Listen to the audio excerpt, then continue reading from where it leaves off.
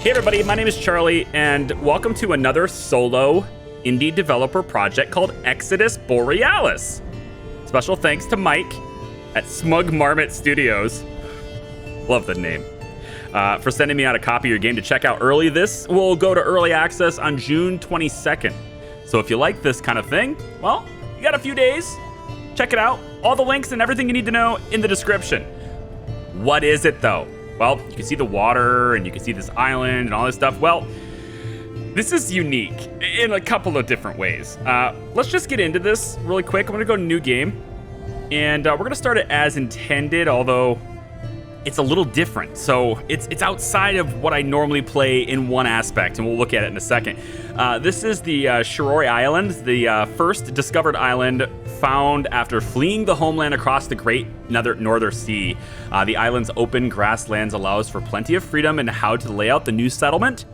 On the far side of the island lies an invader gate. It's nested amongst white cliffs. There are some demons on this island that we've stumbled upon. They don't like us being here, and they're gonna try to, let us get out of here. This is a city builder game, colony manager game, very similar to all the other ones we've played before, but this one comes with a twist, because this one is also a tower defense game. Yeah, I had a question mark about it as well. I don't normally play tower defenses, but there's enough to this outside of the tower defense, as well as how they've integrated it with tower defense that makes it very interesting, and I wanted to check it out. So, it is now spring of year 0. Here's the map we're working with. There's a whole bunch of water and, there's trees and all these things. We currently have 6 adults and 2 children. Children don't work, but they grow up big and strong, and eventually they will work, okay? We have some civilian buildings, and we're gonna start with, I think, about 3 houses. I think we'll go with this. So we're gonna start with 3 houses. Now, it's grid-based, but you got a little bit of freedom in how you can place it. And I'm gonna go with, we got a lot of room this direction. I think generally speaking, you should try to build as far over here as possible. So I'm gonna build over here, and you'll see why I say that in a second. I think I'm gonna go maybe, let's go 1, 2, 3 houses like this. I don't think it much matters where we place it, but I'm going to do it there. The next thing I want to build and get started on is the research lab, because this is going to unlock all the new technologies, and we are going to need them. And I'm trying to envision where I want the pathways and stuff to be, like where the roads and stuff are going to be and everything. And you'll notice I can't build everywhere. Some land is just too rough. I got parallaxes with the angle that I'm looking at. It's pretty cool. It's too rough to build a building on. I'm hoping I can still get a pathway on there, though. So I'm going to take this a step back and maybe go about here with it. Seems good. Let's unpause it and let these fox people get to work. Yeah. So take a look at these guys. They're like fox people, all right? Survey the island. I got this. I'm going to leave the tutorials on because I'm still very new at this. But look at them. They're like wolves or foxes or something. I actually don't know exactly what they are. But they seem very, very wolf-like, very fox-like. I guess we'll go with one of those 2 things, probably. Probably wolves. In any case, yeah. They walk on 2 legs, and they're going to be going and doing things. Now, initially, our supply of building resources is on our crashed boat. We just crash-landed. Crash-landed? Yeah, well, we crashed on this island, and now we have to build here. This is where our settlement's going to be. And, just like RimWorld, you're going to get waves of invaders, all right? Or any other city builder with invaders. But the difference here is that you know exactly where they're coming from, right here. And they're going to start at about a year in, right, to the building process. And you build towers to defend yourself against them, and you want to kind of bring them through a maze and stuff, right? Like most tower defenses, eventually you're going to have to somehow organize a giant maze of things to do enough damage to stop them from getting to you, right? So that's why we're going to build way over here, so that we have room to expand the giant maze cluster that we're going to have eventually, probably. So research is going to let us research. The houses are good for, people living, but we can't build houses yet because we don't have a mine. The mine is used build with stone. The mine is used to get stone, and you don't have to build it into a mountain or anything, but I like to. I like to place it in a place where it kind of looks like it's near a hill, because, I don't know, it just makes more sense to me that it would be located near a hill. So I'm gonna put it like right here. There we go. And we're gonna make this a high priority. We're gonna do that by clicking it and just hitting the 3 key. 1, 2, and 3 are priority controls in this, which is a little bit weird. That's a little bit different, right? The speed up game is actually by default F9, 10, 11, and 12. It's very strange. I'm not used to that. I probably would recommend key binding it because it actually gets me a lot, but that's the way it is, because this is ultimately a game where you have lots of strategy and stuff, and I guess they've hotkeyed it towards prioritization as opposed to, game speed stuff. But I like it. It's you can customize it if you'd like to. You just go into the key binding settings and you do whatever you want. So hey, you gave options to the player, and that's great. So the next thing we're gonna do is choose job management. One thing I wish I could have, if I could be so poke on the UI, is I wish I had my citizen count always accessible. I wish I could always see how many people are there, as well as the available workers at a glance. And I think if I had to make a recommendation, I think this space over here, right here, is kind of underutilized, like not utilized quite as well as it could be. It's very spread out. There's lots of space here. I think it could be used for a little bit more condensed. But that's just me, though. Maybe even slide that down a little bit and put it under there. Who knows? In any case, I kind of wish I had that. Just didn't know how many citizens I have. But we're going to assign at least one person to building, one person as a lumberjack, one person as a miner, one person as a farmer, and one person as a researcher. I think that's a pretty standard start. And that leaves us with one person as a general laborer. Where is this job management? A general worker, which is like your logistics. Think Surviving the Aftermath and many other games we've had before where general laborers, they move things around. And also, those who are specialized in a job will act as general laborers when they have nothing to do. Okay, so we have a couple of notices up here. One is we're running out of storage room. The other is that we have no homes. We're working on that. The other one is that researchers assigned with no active research selected. We'll get into that in a second. We need this building to start anyway. And we have use the civilian building screen to place a storage barn. That's what we're gonna do next. So the storage barn, I kind of wanted to figure out where I wanted these buildings first, but the storage barn, I'm gonna place, I kind of want it to be in a place, like I'm gonna do roads and stuff too, so let's place it here. That's pretty good. Now on the back side here, we're gonna get a farm going, and I'm gonna choose a farm like this. Let's say here. And the farm is gonna build Itchy Root. I think that's how you say it. Itchy Root. It's a 1-season food crop. So this works in seasons. The whole game is, each season, right? And Itchy Root grows in a single season. So you plant it in the spring, harvest it in the summer, plant it again in the summer, harvest it in the fall. You don't get stuff in the winter. It's very cold, and I love the floating particles, and the music is really good. I'm really hoping this isn't DMCA'd. I'm really hoping this isn't content ID'd, I mean. So, we have a couple of things over here. I wanted to look at those because you might be wondering what the heck this is. There's like a little pentagram sort of thing here, right?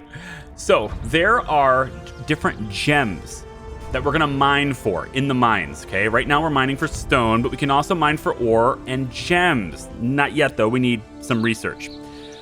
There's lots of different resources, including uncooked food, cooked food, meat, fancy food, charcoal, mortar, iron, and steel, plant fibers.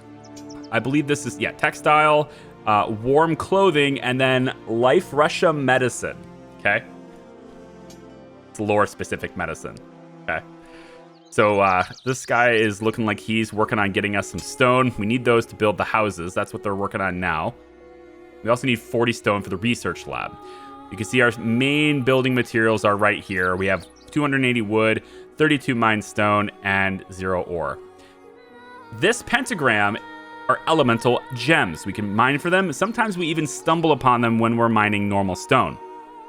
Fire gems, terra gems, wind gems, sun, life, ice, water, and lightning. But there's more to it than just that, because these have synergistic bonuses and connections, but also negating connections. If you have certain status effects that are working together, their impact is greatly compounded. Likewise, if certain effects are hit with an opposing negating connections force, it will negate both of them. So for example, if I have somebody who is being frozen and their speed is being reduced, and I hit them with fire, well, it just cancels it out as if I never hit them at all, right? Things like that. You probably want to avoid that. But if you get them really wet and then I hit them with ice, that's going to compound things. Or you get them wet and you hit them with lightning, that's also going to compound things. You can read more about that on the screen if you'd like to. Now there's also elemental boosts. This goes with the towers that we're going to be building in a second. I say a second, but yeah, it's going to take a little bit. But you have fire, lightning, water, ice, life, sun, wind, and terra. That's all the ones. They don't have any synergistic bonuses, but you can hover over these effects just to see sort of what they are. I sort of wish this screen would just simply list them so I wouldn't have to hover it, but it is what it is. Okay, so our storage barn is up. Everything is sweet.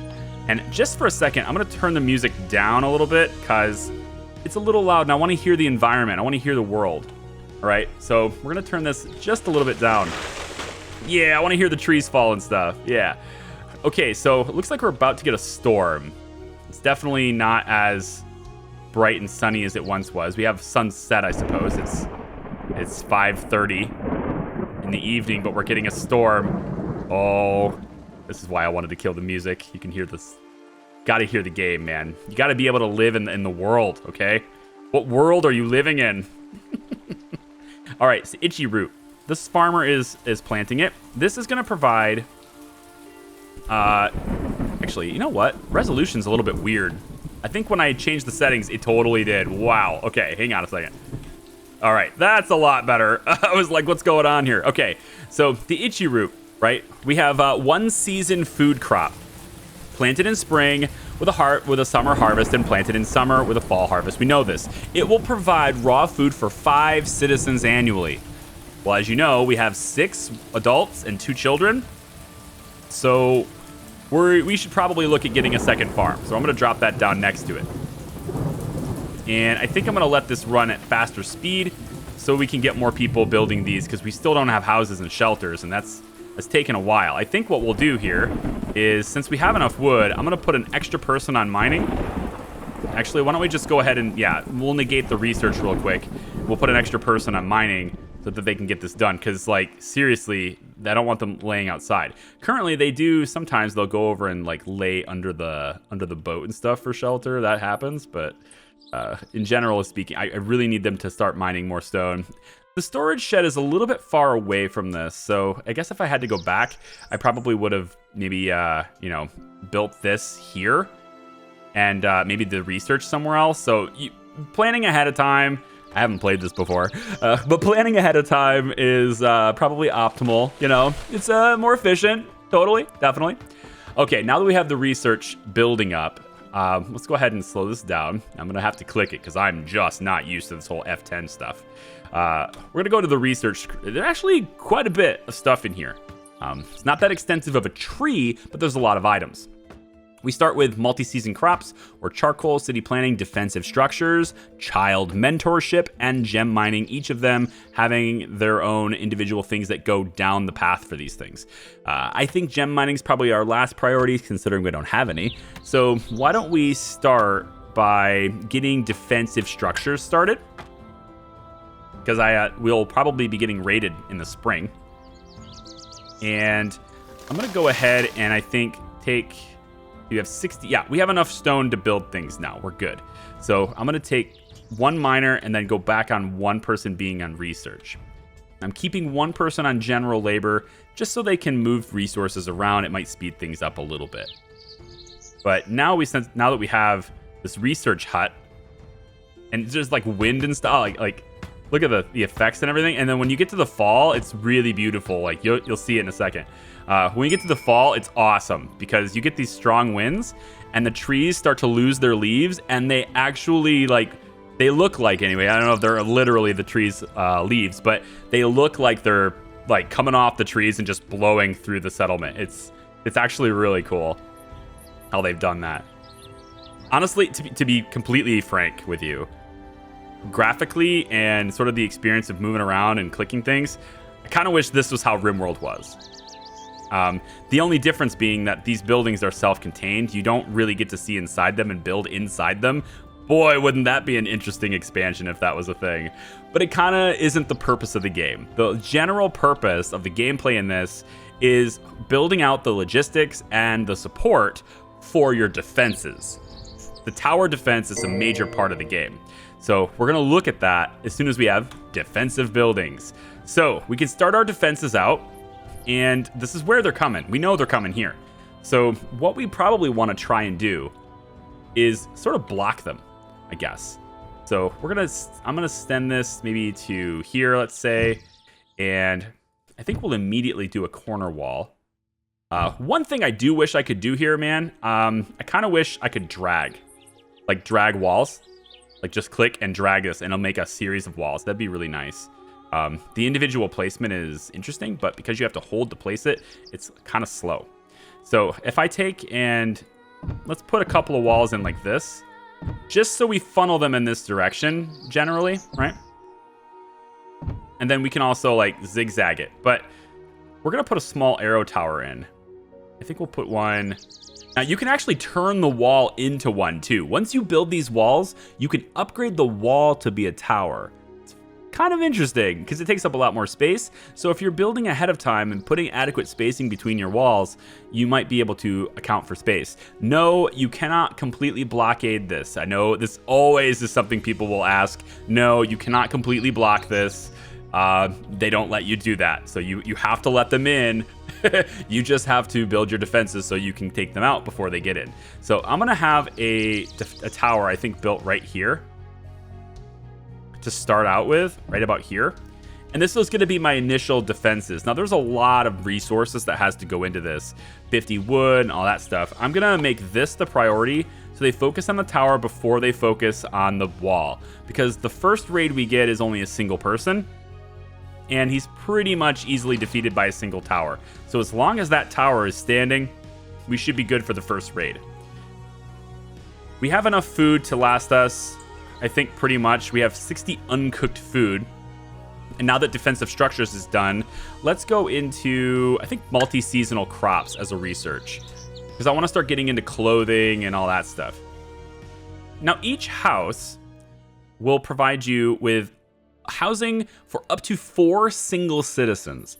However, if 2 citizens decide to pair up and form a family, well, then those 2 citizens will own a house. So you're kind of reduced in your housing capacity temporarily because those 2 adults will now have up to 2 children. And then now you have 4 people in the house, but you have to keep spare houses is where I'm getting in this. You have to keep spare houses so that you don't get people homeless. At the moment, all we have are single citizens. So these 2 houses are actually enough for everybody, I think. 2 out of 2. But I would like to get this house built so we have an extra house. And then I think I'll take a look at the map really quick. We don't have a whole lot of trees really close to us. Most of the trees are easily, you can cut them down, no problem. And everything will regrow and all that stuff seasonally, right? But we don't have like a whole lot. What is this? Ooh, what is this? Never noticed this before. I wonder if enemies come through there. I mean, it's just a river, I know, but I wonder if enemies come through there. I'm pretty sure it's just the gate. Because the lore-wise and the way the story works is like the symbols on the gate are telling you that there's some people here that will raid you, etc. And I'm pretty sure the gate's where they all come in. That would be consistent with the tower defense, but I've played tower defense games on my phone anyway a long time ago. I don't really play them anymore, but I've played them where they come in multiple sources too. So I was thinking maybe they can come in over here anyway. We can also destroy this boat and we would get some resources. They'll have to empty the storage before they can do that though. In any case, the reason why I'm looking at the trees, they're kind of far away. So another thing we could do is make a tree farm. And the tree farm would be kind of wherever we want it to be. How about we put it, you know, I could just put it like right here or something. This will grow trees right? They take multiple years to even grow. This is a year and a half. This one's 2 years, but each tree yields 40 wood. Deciduous trees each yield 30 wood. Granted, your lumberjacks can just go and get these trees too, and they will regrow over time. But if you're running pretty scarce, you're doing lots of building projects, you're kind of deforesting the whole map, and you're just like, dude, I don't have enough wood. Having your own farms growing them is the solution to this. Okay, I'm going to let this run just a little bit so my citizens can get the stuff, okay? And I will be right back. We have the fall of year 0 now, and we're expanding homes as people pair up. So once again, it's reminding me now people are pairing up, and we're going to start getting, yeah, these are only 2 people living here. 4 people living here, only 2 people living here. I need to build this house. So I'm going to have this shifted to a higher priority, put another house over here in this area, and I'm going to let that be a thing. And I'll be right back once this is a little bit more developed. Give me a second. Look at all the leaves. Look at them all, man. They're just flowing through here and everything. It's so cool. They got the wind and everything. Gosh, honestly, you've done a beautiful job. One guy, guys, solar game developers. I don't know how you have the patience for it. I really don't. I mean, multiple years of work, right? It's awesome. So we have multi-season crops now, and we just got city planning. So I'd like to start paths because this will make faster movement and everything too. Later on, we can go into large arrow towers and gates, and we can start getting cloth, warm clothes for the winter. These are all very important things. In fact, yeah, you know what? More important than paths, I think. Yeah, I think more important than paths. Okay, elemental gem mined. A miner has dug up a rare elemental gem. When mining, there is always a rare chance a miner will stumble across one of these gems. Alternatively, you can set a mine to exclusively mine for gems. This will increase the rate that gems are found, but the mine will not output any other resources. They are used to apply elemental damage to advanced towers and elemental boosts to boost towers. These elemental damages and boosts apply unique effects, and that's where the elemental guide comes in. So the gems are used when you start placing your towers to provide elemental damage and effects to your defenses. And that's where the synergies come in too, because if you're hitting them with ice and then hitting them with fire, it doesn't make any sense, right? That kind of thing. But each one of these types of damages also has different impacts that are going to affect you. Because you might think, okay, well, I'll just stick to 2 or 3 and then I'm good to go. Well, maybe not, because ice, for example, will greatly increase the tower's maximum damage. You might want to up the damage, but you may also want to increase base tower damage, tower's max damage. That's interesting. Okay, so there might be some sort of like percentage thing here. Fire increases the base tower damage. Ice greatly increases the tower's maximum damage. And the damage for each attack is randomly between the base damage and the max damage of the tower. I was looking for something else, like actual effects and stuff. Adds a chance to have an attack double fire. Okay, cool. Wind increases attack frequency. You have things that increase the range. You might be interested in range. I need them to go a little bit further away. Cool, except, if you're also hitting them with water, it's not going to work really well, right? You have Terra, which affects area of effect damage. All sorts of stuff, right? Increases the range of boost towers. I'm pretty sure, I don't know anything about the boost tower differences and stuff. I haven't gotten that far in the game. So as far as I've gotten to playtest this is about where we are right now.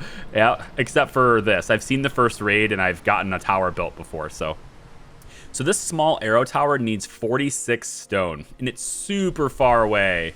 So there's a lot of walking here, and these resources take a long time to get over here. So I'm going to speed this up just because it's going to be winter. I don't really want them to have to focus on this.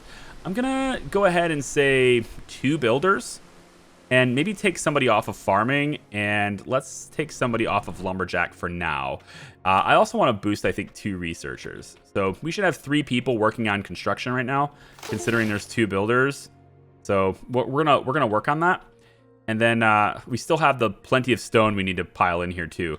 Now, what gem did we get? We got a sun gem. That's the gem we have. And if we take a look one more time. So that gem is going to apply additional damage based on remaining hit points. Or I think it's one of these. It arranges the range attack, right? So if I wanted to, I could use that gem and upgrade this tower. I believe I need research to do that, though, because you need to research these different types of gems and such. So with 2 researchers, I should be able to get to cloth and warm clothes and all that stuff. I think I probably want a couple of farmers, too, but you see it's winter now, or at least it's getting to winter now. And, well, farming is going to be a lot less effective in the snow, as you see the whole year just sort of changing over. Very cool. Yeah. These guys are going to have to go. So cloth research is done. I'm going to go into warm clothes, but I don't really have a whole lot, like, logistically to be able to support that. But I can lay in the buildings and try to build them. So textile mills are going to take plant fibers and, refine them into woven into cloth. So I can have a textile mill placed as well. And I think maybe... I don't want to get in the way of my houses necessarily, but we could place it over here closer to where the farms are going to be, I guess. So we'll have it be like, this is too rough. How about right here? Just place it right there. And then we'll want to have another farm. It won't work right now, but we'll want to have another farm. And I'll place this here so we have like a path. And we're going to want to change this to fiber relief. This is a 2-season plant, so you plant it in the spring and you harvest it in the fall. You just need to maintain it in the summer. And different crops have different sort of maintenance times, right? So sand fruit, for example, provides the most food, but you have to maintain it in the summer and the fall. And so sometimes you maybe find a crop where you don't have to maintain it all the time, and you might be able to alternate it to where people are only having to maintain one crop at a time since the other one doesn't need maintained yet, and that you can more optimize how many farmers you have and stuff, etc. that way. Of course, we're not going to be able to do anything with this field. Even if we build it now, we'll have to wait till the spring. But the point is, it will be there in the spring, and then we can plant it. And that will help us with get fiber. So this winter, we're not going to have a whole lot of warm clothes. But thankfully, we do have some wood. You do need to maintain a supply of wood so that these guys can, burn the fire in their homes and keep themselves warm. And you can see how much wood is in each one of these buildings. They use it quite a bit. There's 75 wood here. We don't have that much wood, so we got to keep that up. So let's just check this tower really quick. And it still needs 23 more stone. It's taken a while, man. I'm gonna let this run, but I think we're gonna run into a problem here if we don't get enough stone into that tower. I'm a little bit concerned. We're gonna shift everything to be low priority. Low priority on all of this. And yeah, I think again with this stuff, can we do multi-selection? Ooh, no. Okay, being able to hold shift and select multiple things would be really nice. Or click and drag, right? Those types of things too. I'll refrain from my typical monologue about bulk selection for now. All right, there you go. So the only thing they should really be focused on is that tower, because in the spring we are going to get attacked. So hopefully they get on that. I'm going to speed up time through the winter. And I think I'm going to add 2 miners, remove one of the researchers so they can move things around. We have enough wood easily to get us through this. We don't need any farmers at the moment. So it's all about the stone. And of course, I had to build the stone mine the furthest possible point away because that's how smart I am and stuff. All right, so I'm going to let this run through the winter, the cold, harsh-looking winter. And they only need 1 more stone for this tower. Actually, it looks like it's right here, maybe. No, they're bringing it over to the other resources because I guess somebody else has already queued up this. Look at this little kiddo. Look at this kiddo. Hold on, we got to see him. We got to see this little kid. Oh, camera. Where's it? Where'd he go? There he is. Oh, wait. Yep, there he is. Okay, we got him. Can I follow him? Yeah, right here. Oh, you can follow the citizens. Oh, you can't zoom in though. Oh, it's so far away. Oh, never mind. Wait. Oh, that's weird. Okay, so it's a mouse. It's a mouse camera. Okay. Not the scroll wheel. It's completely... It's okay. Yep, it's like a joystick. The mouse turns into a joystick. Okay. It says mortar is used for the construction and upgrade of several advanced buildings and towers. The production of mortar requires ore, which can be mined, and charcoal, which will need to be produced. The intermediate resource of charcoal will need to be first researched and then produced in a charcoal hut. The mine will need to be set up to output ore. After mortar has been researched, both those intermediate resources have been gathered, mortar can be finally produced in a mortar mill. At this point, it's becoming important to multitask. The defenses should not be neglected in the pursuit of mortar.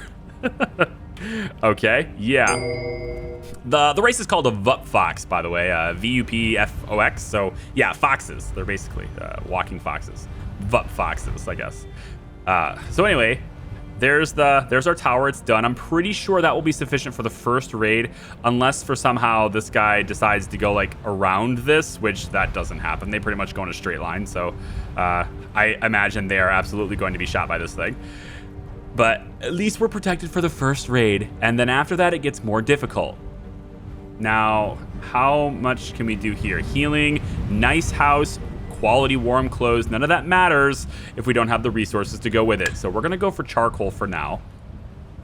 And I think to get we can wait on this. It's gonna take a couple of seasons to get the textiles. We need this farm done first, so we're gonna place this back to normal. And I probably need, it says I'm 3 out of 4 on house capacity, so you can see how this one doesn't have anything coming out of the chimney. That tells me nobody's living there, so I have an extra house, right? The citizens, let's go job management. We can go 1 on builders, 1 on miners. We're probably gonna need more wood, and then I want make sure I have people on farming too, coming next year. I mean, we're pretty good on food though. Yeah. So research-wise, we'll go charcoal, and then I think I probably want a second mine so we can get ore started. We can start collecting ore. Yeah, I haven't learned my lesson. I'm going to place it in the same spot. No. I'm going to place the ore mine maybe over here somewhere. I like how I can technically build it right by the water, which I feel like is, you know, not a great idea to do, but I mean, it could happen, I guess.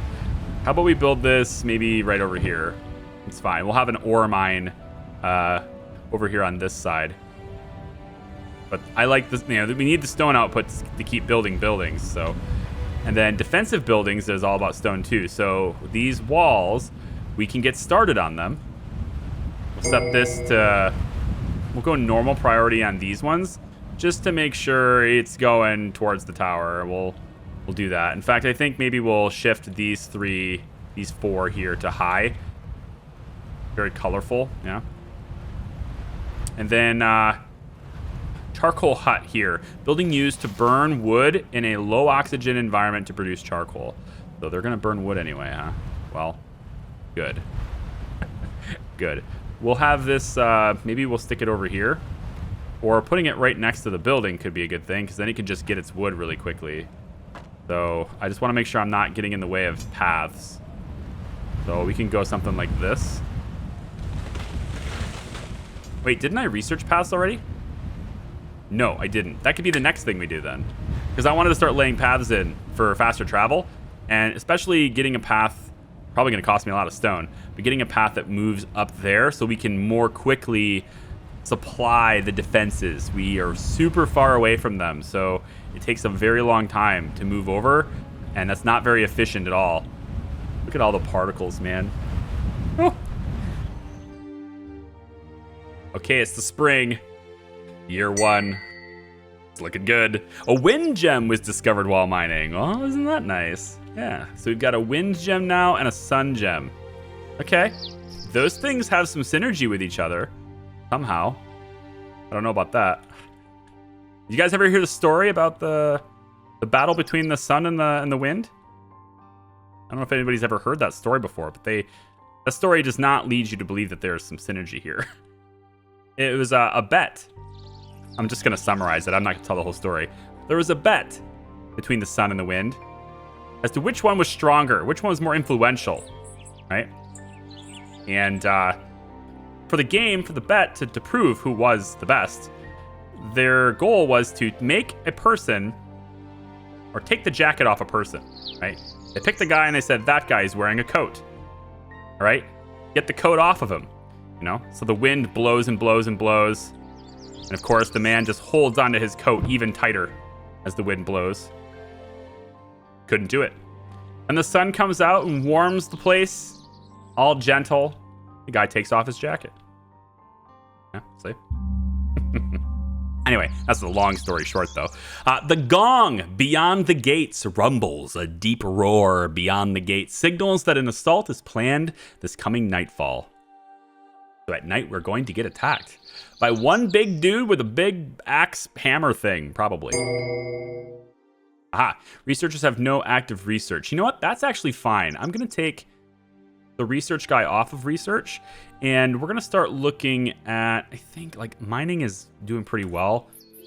Why don't we start gathering, farmers. Let's get 2 farmers, and we'll get 1 charcoal burner, too. But the charcoal burner has nothing to do, so at the moment, he'll just act as a regular old carrier, gatherer sort of dude. And then, honestly, maybe getting 2 builders actually is better here. We have the wall. It's starting to take shape here. Pretty cheap wall, but again, you can click them and upgrade them to a tower as well. And I assume that the front, I don't know this, I've never clicked the button before, but I assume that the tower's front will become where this is, and then so it'll basically be upgraded like that. That's what I assume anyway. For the time being here on this anyway, I have the tower being behind the wall. So it can't be. I don't believe they actually attack your towers, but again, that's just the first guy. I've never seen any more than the first guy, so I have no idea beyond that. All right. The music's really nice. The atmosphere is nice. I love the attention to detail on the sounds and the particles and the wind and stuff. I do see a little bit, if I'm going to be really picky, no, never mind. I'm not going to be really picky. I'm not going to be, because honestly, this is just beautiful. You've done a really good job with this. I'm pleased to be in this. Thank you for presenting this to us. So textile mill is all about this field, which is fiber leaf. We are planting it now, and it says that it will be. It doesn't tell me what the yield is on it. An invader. Hang on. Invader's at the gate. All right, so I want to see this guy. There's an invader at the gate. All right. It's not even a guy. Oh my God. Okay. I didn't know this was going to be a thing. If you have arachnophobia, you might not want to look. Okay, that's all I'm going to say. If you're not with spiders, if you have arachnophobia and stuff like that, you might want to look.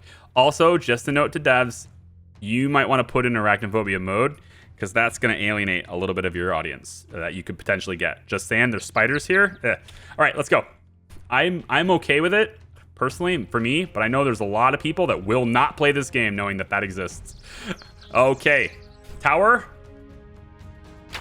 Shooting the spider. And it's going to die.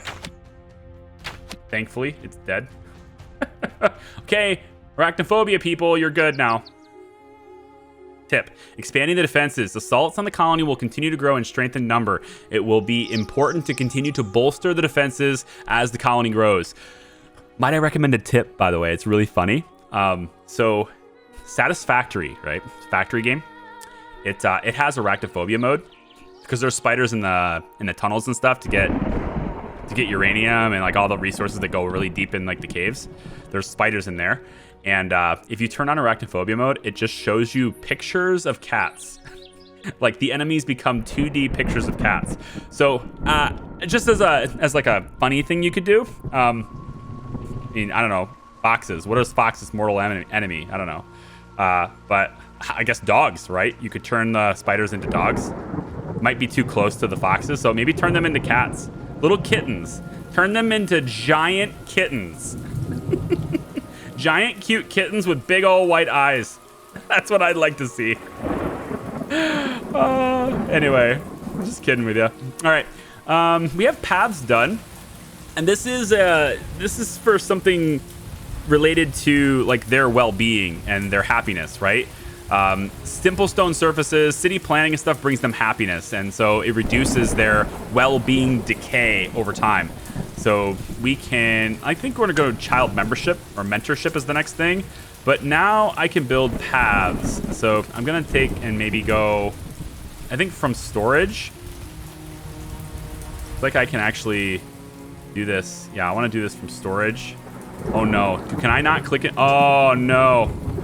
Okay, yeah, click and drag. I really want it bad. Now I definitely really want it bad. All right, let's go all the way through. I guess we'll go like this.